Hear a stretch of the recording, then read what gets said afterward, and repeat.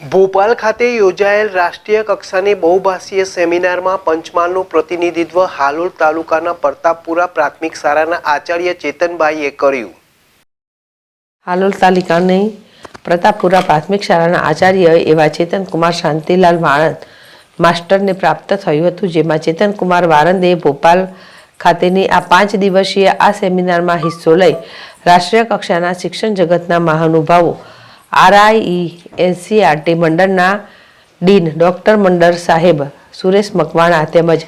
ગુજરાત રાજ્યના પૂર્વ નિયામક રાઘવજીભાઈ માગડ, શૈક્ષણિક જગતના 5 રાજ્યોમાંથી ઉપસ્થિત રહેલા 50થી વધુ શિક્ષણવિદોની હાજરીમાં પંચમહાલની દર 4 ગાઉએ બદલાતી પોતીકી બહુભાષીય અને વિભિન્નતામાં પણ ભિન્નતા ધરાવતી પંચમહાલની બહુસંસ્કૃતિને રાષ્ટ્રીય કક્ષાએ ઉજાગર કરી પંચમહાલ જિલ્લાનું પ્રતિનિધિત્વ કરી પંચમહાલ જિલ્લાનું નામ ભોપાલ ખાતે અંકિત કર્યું હતું। જ્યારે 5 દિવસીય આ સેમિનારના અંતે ઉપસ્થિત તમામ શિક્ષણ જગતના મહાનુભાવોનું અભિવાદન કરી તેઓનો આભાર વ્યક્ત કરવાનો સૌભાગ્યપૂર્ણ અવસર પણ પંચમહાલનું